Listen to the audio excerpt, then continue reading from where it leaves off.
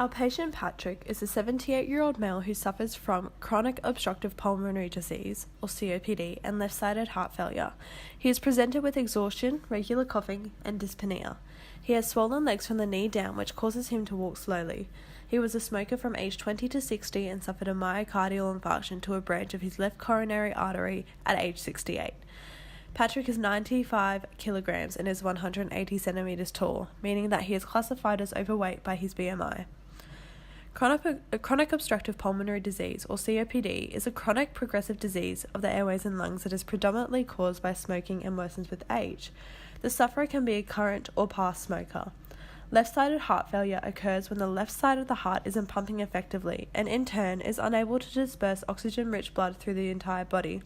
Instead, this blood backs up into the lungs, causing fluid congestion and dyspnea. The most common cause of cardiovascular disease is myocardial infarction. While there are multiple non-modifiable factors for development of myocardial infarctions and in turn cardiovascular diseases, such as age and age-related changes, sex, and genetic and heritage factors, one of the greatest causes of a myocardial infarction is smoking. Smoking is a modifiable risk. While the patient quit smoking around 18 years ago, his 40-year history of smoking caused irreversible damage to his body, which made him more at risk of suffering a myocardial infarction and also developing COPD. As humans age, their bone density decreases and their arteries begin to narrow. Smoking dramatically enhances these physiological changes, leaving the individual with the potential to develop osteoporosis and atherosclerosis from a young age. Atherosclerosis or plaque buildup causes myocardial infarctions by blocking coronary arteries, restricting blood flow to the body and putting excess pressure on the heart. Studies show that male smokers at age 18 to 25 have a worse anaerobic fitness than their non-smoking counterparts and begin to develop resting and exercise tachycardia from the same age that they started smoking. This only worsens with the amount of years the individual is actively smoking.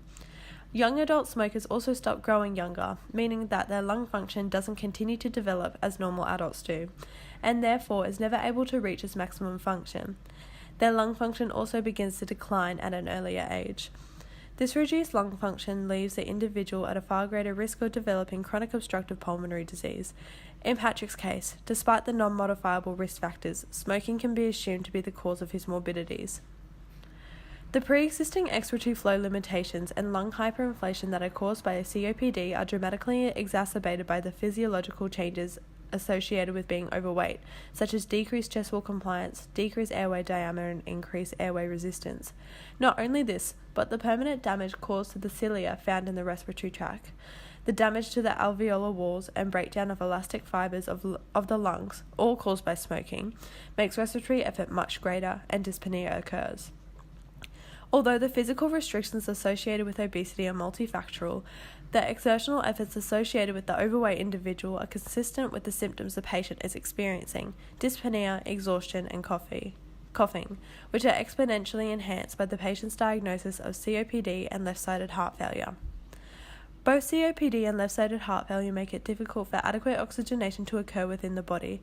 The heart is working harder and faster to pump oxygen-rich blood around the body through narrowed arteries, which is why Patrick is also presenting with tachycardia. Not only this, but the larger the individual, the more blood is required to be pumped around the body, which can also contribute to an elevated heart rate. As mentioned previously, Patrick has many modifiable and non-modifiable risk factors which have contributed to his worsening respiratory and cardiac function. Given the prognosis of COPD and left-sided heart failure, it is likely that these factors, namely his modifiable factors, have contributed to the development of these conditions. Concerning COPD, Patrick's age, his history of smoking, and his obesity are likely factors in its development. It is expected that he has emphysema, bronchitis, or potentially both, under the umbrella classification of COPD as a result of the damage caused to the airway and lung tissue due to his 40 years of smoking. In regards to Patrick's left-sided heart failure, it's likely that he developed coronary artery disease as a direct result of his weight, smoking history, gender, and age, which then built up fatty plaque in his arteries, which led to a myocardial infarction in his left coronary artery. The damage caused to the artery by the myocardial infarction, in conjunction with his suspected coronary artery disease, is likely to have initiated the start of his left-sided heart failure. While the two diseases share many contributing factors, it is unlikely that one led to the development of the other. Although the development of COPD is not directly related to left-sided heart failure, and vice versa, the two conditions exacerbate each other greatly. As COPD doesn't allow the blood to be sufficiently oxygenated, subsequently, more stress is put on the heart in order to compensate for the lack of circulating oxygen-rich blood, which in turn worsens the heart failure. Conversely, the excess fluid that builds up in the lungs due to backflow of blood as a result of left-sided heart failure makes breathing more difficult for someone with COPD and thus exacerbates the symptomology. Although COPD and left-sided heart failure do not directly cause one another, Patrick is now at high risk of developing right-sided heart failure due to these two conditions. The development of right-sided heart failure usually results due to COPD and left-sided heart failure. The job of the right side of the heart, namely the ventricle, is to pump deoxygenated blood to the lungs in order to oxygenate it. As COPD causes destruction and/or enlargement of the air spaces within the lungs, some parts of the lung subsequently do not receive much oxygen. For the body to compensate for the decreased ability to oxygenate the blood, it sends more blood to the damaged lung tissue while simultaneously constricting the blood vessels leading to them. This extra blood and pressure then causes pulmonary hypertension. It is this excess strain on the heart that causes hypertrophy of the muscle and decreases the ability of the right side of the heart to work effectively as a pump, and ultimately leads to failure of the right side of the heart. Patrick's blood results show many variations from the accepted clinical limits, and as a result, they have the potential to affect his neurological function. Patrick's blood test shows that he is suffering from hyponatremia, commonly caused by kidney dysfunction. Patrick's COPD and left-sided heart failure are contributing factors as they result in progressive kidney damage due to ischemia and decreased perfusion to the organ. Hyponatremia causes an osmotic shift of water out of brain cells, which can cause confusion, seizures, and neuromuscular excitability. Furthermore, his blood test results show he is also suffering from hyperkalemia and hypocalcemia, commonly caused by kidney dysfunction. These electrolyte abnormalities decrease neurological function by causing arrhythmias as a result of this imbalance, and subsequently leads to inadequate perfusion to the brain, causing ischemia and ultimately damaging tissues. Patrick's hemoglobin levels are also low due to his damaged kidneys decreasing his bone marrow's production of red blood cells.